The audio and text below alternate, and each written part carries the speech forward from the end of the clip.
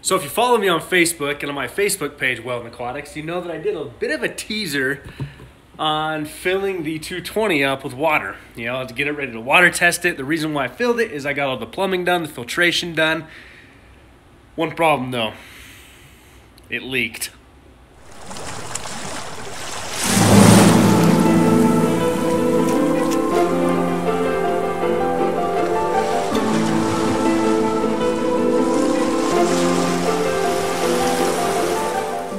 So let me start out by saying my idea worked. So the good news is I kind of did an experimental, I experimented with the filtration a little bit. I'll explain here in a minute. I'm going to show you, run you through all the plumbing, the filtration. So the good news is my idea worked. What I envisioned actually came to be. I'm very, actually kind of proud of myself. This is the most complex filtration unit I've set up.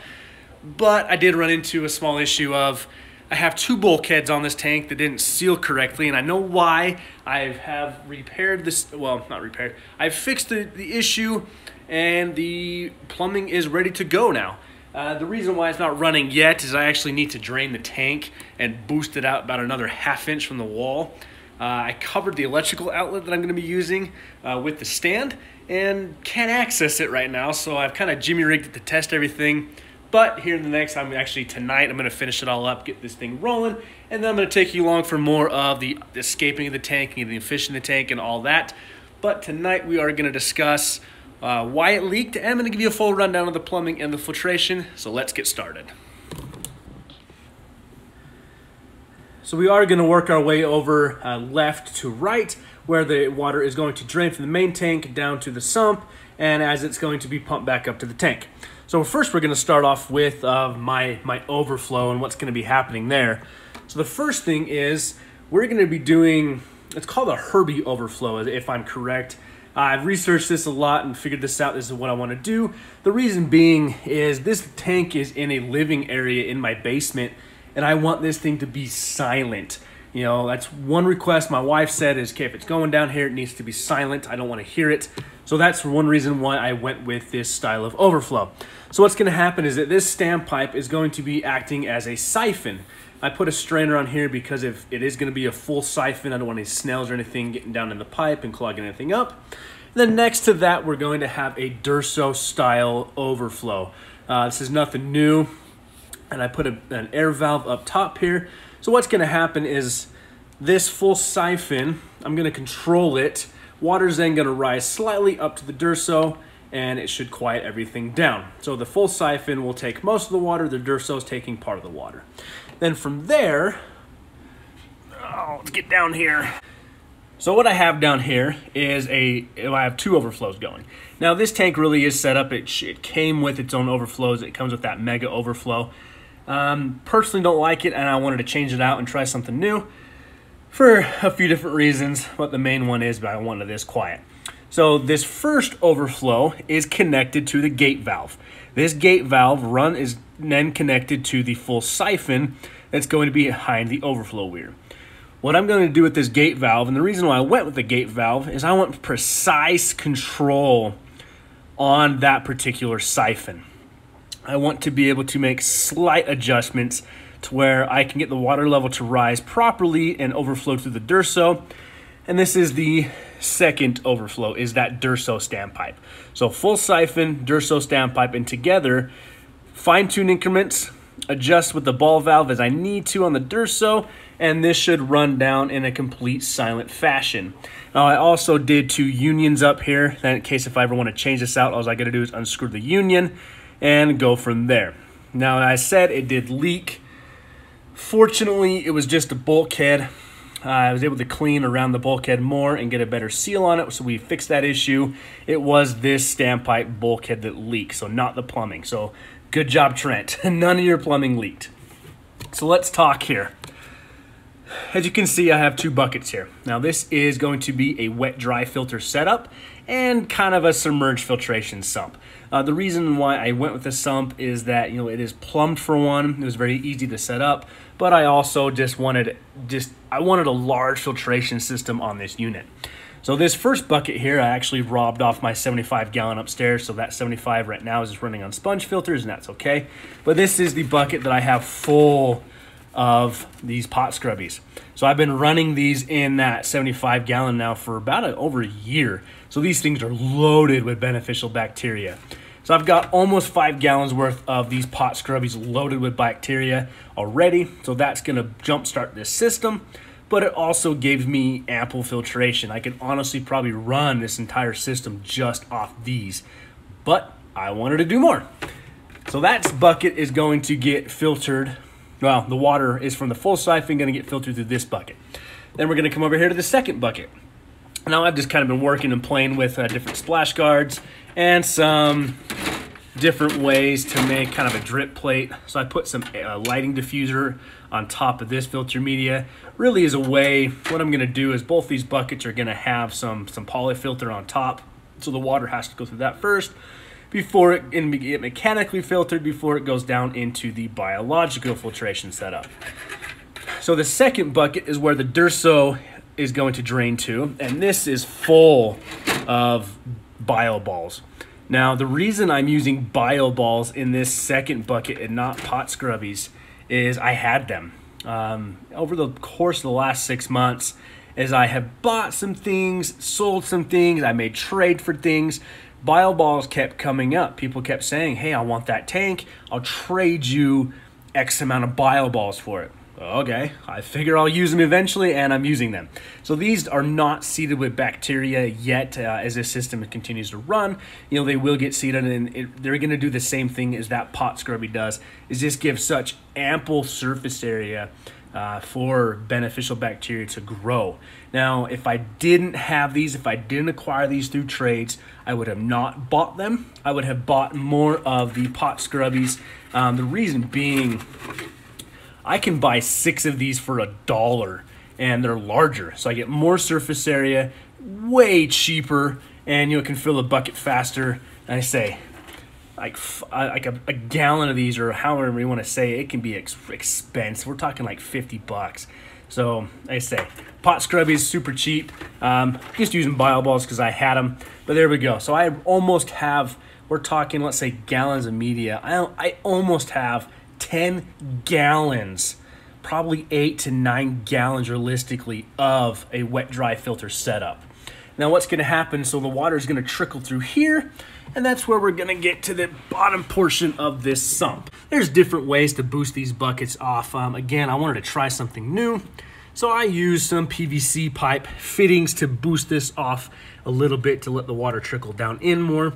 I also will be running this water level a little high, and the reason being is this system is going to be put on a drip system. So as excess water, flows into the tank and then comes back down, I needed something to hold excess water, but I'm also going to be adding a pump here that's going to pump water out through a hole in the wall there to my drain, and we'll talk about all that later as I get that set up officially. Like I said, so these 2 buckets are boosted up. I have, again, egg crate with some PVC fittings. I built this to a simple frame, put the egg crate on top of that, and both these buckets in the bottom are drilled with a bunch of holes to let that water trickle through. So this style of filtration gives a lot of aeration into your water. And I like it. It can handle a heavy bio load, which this tank will have, as we know my Baboo puffer is going in here. But I also wanted to add bio rings. They're just ceramic media to the bottom of this for extra filtration. So I've got about 12 to, I think my total count was like 15 bags down here of ceramic media, and they're all in these zipper bags. So super easy to change out if I ever want to. Half of these I've had, and half we're running, with this bucket in my 75 gallons. So those are seeded with bacteria. The other half are new and are not seeded with bacteria, but over time they will be. So I am overly stocked up on biological filtration, but that's what I was going for with this setup. Oh, and I forgot to mention, my sump is a 75-gallon tank. So it's just an Aquarium 75-gallon tank. I actually bought this from Petco when they do their sale. The only reason I'm using this as my sump is I had it. This is the tank that I was originally going to set up in my Nook, but when I talked about how I made some changes and put a 40 breeder there instead of the 75, this 75 became my sump. And I wanted a setup where I didn't have to, silicone anything in, as if I ever want to, I can remove this and use it as a regular tank and put like a tote down here. But again, I had this, so we went with it. My ceramic media I've been purchasing. A lot of times when I'm making an order from like Aquarium Co-op, I'd throw a bag in, an extra, but I found a link on Amazon that I could get 6 bags that equal about 6 pounds for $20. Super cheap. I don't go with anything specific. Ceramic media is ceramic media. An alternative down here would be lava rock. I've used that previously, really liked it. Again, just kind of going for what I wanted to do, and I wanted ceramic media. So there we have that. That is all the biological filtration right here. So we're gonna slide down here to the next end. Okay. So what I don't have in here yet is I'm going to be running 2 Eheim 300 watt Jaeger heaters with the Phoenix heater controller. I've talked a lot about those. I like them. I have them. So we're going to run those. 2 should handle this system just fine. Now what you're going to see here is the return side. So again, I put 2 ball valves. The reason for these ball valves is if I ever need to, I can shut down this entire system, close every valve, and I can completely cut off water supply to the sump. I plan on doing that if I ever need to, if I need to do some maintenance, if I have a pump go out, if anything like an emergency setting happens, I can completely shut off water to this. So first, to this return line, and I will say this, I was gonna use all flex tubing down here, but then as I started working on this system, kind of coming up with ideas of how I want to make this work, I found that hard plumbing worked better for me. That's why I did it this way. But again, though, you run the risk with hard plumbing if you ever, if you mess up, you got to cut it out and redo it instead of just taking off flex tubing. So again, I have 2 unions, and I dry fit everything down here before I glued it all in up to the bulkheads and that nature. This bulkhead here leading to this first return line also leaked. Again, I just got a bad seal. The bulkheads were good. I was in a rush, didn't slow down when I should have. So I fixed that, problem solved. But again, I made sure to dry fit all of this plumbing before I glued it all together. All right, so first return is I have a Sicce 2.0 pump plumbed to that. So what I do have here is some flex tubing connected to a barbed adapter that leads up. That's going to lessen the vibration through this. So that pump is really only pushing about 500 gallons an hour with the head loss. I'm probably only getting 400 gallons return out of this. The reason I did this is it's a redundancy factor.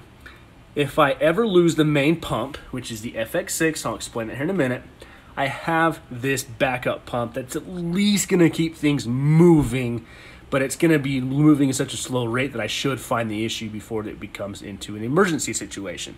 I may upgrade this to a higher pump. I had the Sicce running my 75 gallon, so I robbed it, brought it down here. Really like these pumps. It's been a champ. So I wanted that redundancy factor, and I learned this actually. I was watching the Big Al's YouTube channel, and he set his sump up with a redundancy factor, and I thought that was a genius idea. So I have that here. Now we're gonna move over to the main workhorse of this system. So what I did thought about whatever, of running this FX6 filter separately. So, actually running it like a canister, having the intake and the output up here in the main tank, but I really wanted to keep everything down here.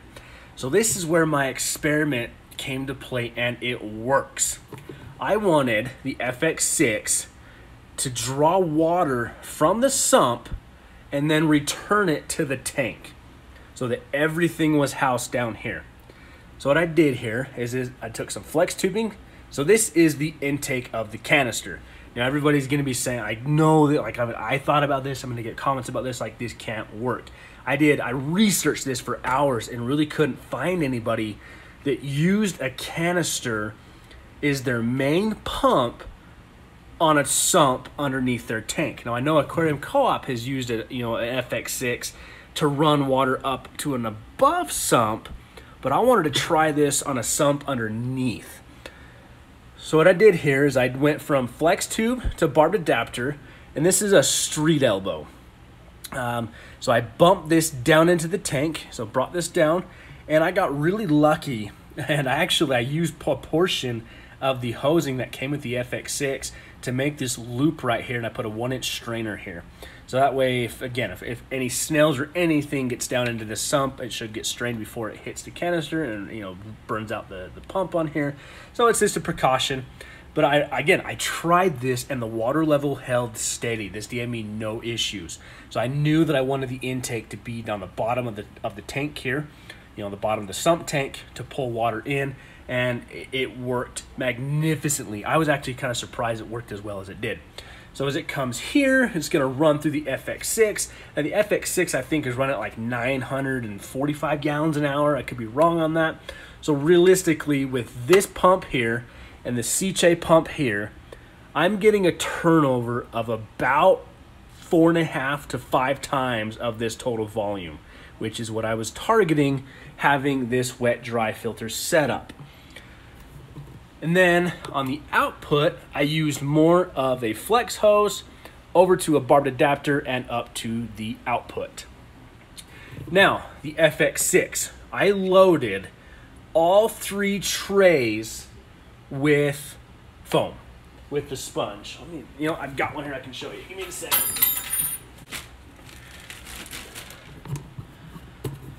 So if you've ever run an FX6, you know that it comes with these sponge, probably kind of one for each tray. So I found an affiliate link on Amazon.